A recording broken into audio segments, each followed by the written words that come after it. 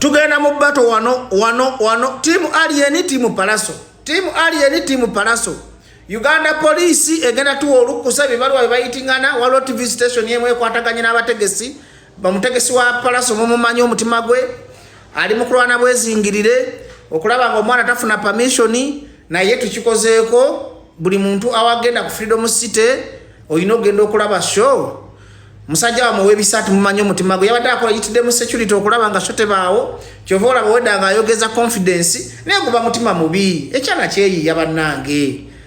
bana Uganda lwaki temwembrace nga talenti zammwe lwaki temukalize sobola kuvayo kusuwagira palaso sobola kuvayo kumuwanana era palaso mwagaza buwanguzi bwerere palaso nkusabira ofuna abantu naye nga temulwanyisa kyana kino ebisajja mukinyigiriza mu ngeri yonna mu fight mwakinyigiriza kati muli mukukuta na polisi temwagala ewe mwana permission ogwo kuba mutima mubi balamu bino ebintu byensi tugenda kugenda nakyo mu ggulu tebakulima tebalina kyebagenda okuziika nakyo akoze omukodyokodyo amasimu gonna akubye wonna Freedom City tebaayo naye kyensobola okukakasa abantu mwena abanda bakulaiva abangi bwe muti Freedom City yeshegenda okusinga security yeshegenda okusinga okunyuma ali ene sikini ate abayimbi bagenda mu akati abayimbi basaze eddiiro abayimbi basana bagenda na timu y'abantu temuzanyisanga amanyi g'abantu ba wansi era omuntu wa wansi oli boss nnyo omuntu wa wansi amanyi gali mikono gyo so ya ali ene eri mikono gyo ne ya palaso mwaba esimu gende muwagire palaso nafe abawunye enkwawa tugende ku Freedom City enkwa kyenyume nafe mutuleke bala mutonyigiriza bonyigeki enyiro togireta musaayi amasimu gonna okuba mu police tejja tuwalukusa polisi wenega tujagiteekawo ku mpaka show ate polisi wetawali eni skini lukusa ate show ya palaso yebeefa oba otaddewo empalana etagenda kuvaawo togana polisi kuwa alien show kubanga bwogeremesa show ya alien n'abawagizi babaddeyo n'abapalaso bajja kunyiiga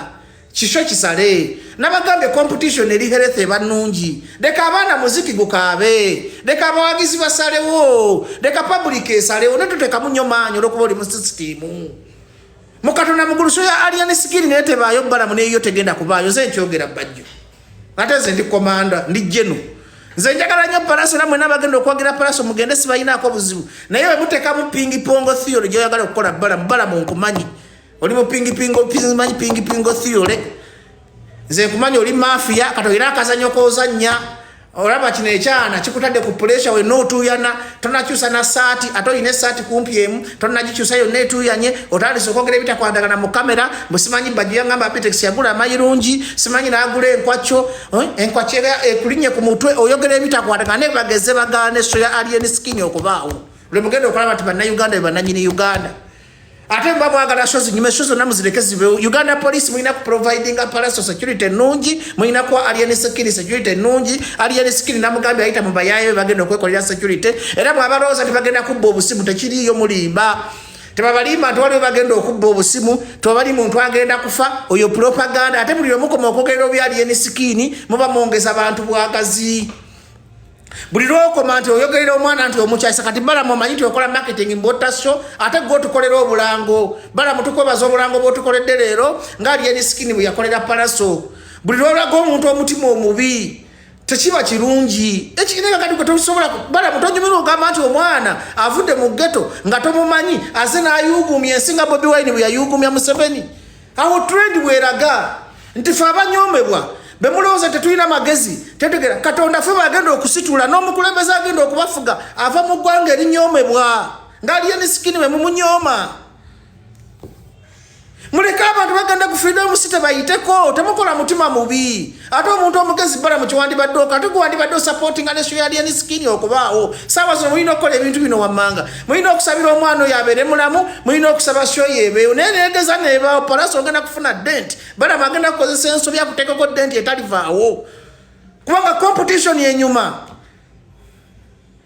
tulanga kati sawa zino music industry erimu life naye kakati kubakosa omutima omubi bala mwani yakutuma sente ku nsi ani yakutuma sente ozitwala wa sente ozitwala wa balamu mbadde nga bolina okusaba nnyo omwana aliyeni sikini akole shoye ebeere successful. Abantu babirewo ne mugamba abantu simanyi wakafiirawo abantu simanyi tegenda kuwa security teba Munnayuganda ndaba nze Bajjo saving akavidiyo kano katambuze teri muyaya agenda kunyakula kasimu aliyeni sikini. Nze njagala mbalageko njagala mu abantu abandaba manyize embeera nnyo kusaidi y'omuntu gwe banyigiriza oyo atasaana bwe mbeerako ndozo ndaba nero akataka yanyigira musamu kyaira mukobe ko yanyigiriza omuntu omunaku. Nze embeera nnyo kusaidi y'omuntu anyomebwa njagala nnyo kusaidi y'omuntu anyigirizibwa njagala mulabe nti Katonda nga akutaddeko tayimu yeetuuse n'ebiyenje bikubira enduulu kati n'ebiwuka biyimba aliyeni sikini n'ebimera bimanya erinnya aliyeni sikini. Katonda nga akutaddeko favor Katonda nga ekiseera kyo kituuse teri ayinza kulwanyisa gwona wena abanda bakulive mu abantu abangi bwe muti teri ayinza kulwanyisa nga tayimu yeetuuse tayimu yaliyeni sikini owenkwa kyetuuse kebe polisi kebe gavumenti kabe balamu kazibe sente teri kigenda kulemesa sho kubaayo kuba sheri kama mafuta ga Mukama agamanyi g'omwana Katonda yaleeta obongo n'agenda polisi n'amukubanga wandise emikono bwenti lonna Katonda yamuga kati nkutadde genda eri enso shining ate shining eve wa Katonda teri ayinza gistopinga teri ayinza kusitolera mwena abawagizi baliyeni sikini tebabalimbalimba freedom city waliyo security babalimba freedom city waliyo security ate abayaye balina discipline bye babagamba kati bekwasa ka security kankubulye mu Katonda mu ggulu twagenda kubawo bwetaba mujje mu ntemeko omukono nze nkyogera Bajjo babba omuntu yenna akasimu nti kuba abayaye tebagala kuswala kubanga kibabataddemu kibabasuubiza naye abayaye balina empisa abayaye bantu balamu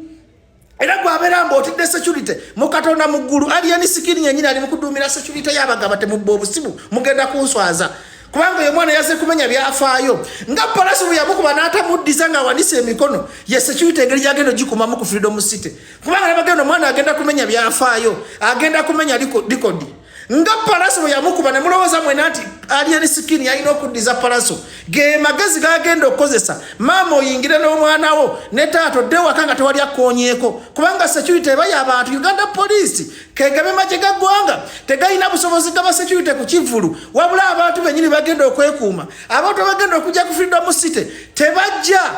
nti bazze kola fujjo bajja kulaga support eri muyimbi waabwe.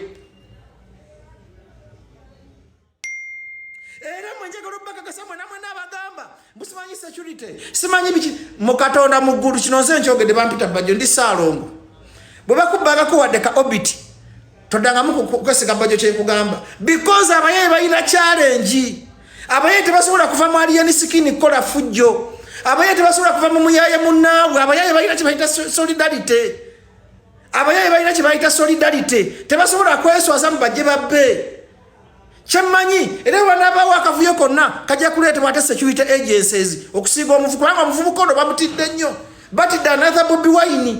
Wine yayita mutakyadda mabega n'aliyeni sikini yakubye takyadda mabega tayimu Katonda yagitonda n'agamba nti Bajjo okusindisa ebisiri genda ofuuke kabaka kati Bobi Wine yafuuka kabaka aliyeni sikini yafuuse kabaka gwe balamu noboona okyusa amasaati noboona okyusa ate balamu ekikunumyako nti oli mu kukotogera palaso omuleetera obukyayi ti polisi ng'omuntu yandibadde mubi naye the way you handle your issues the way you handle your attitudes yesinga okuleeta obuzibu gw'omuntu missing show your freedom city at your own risk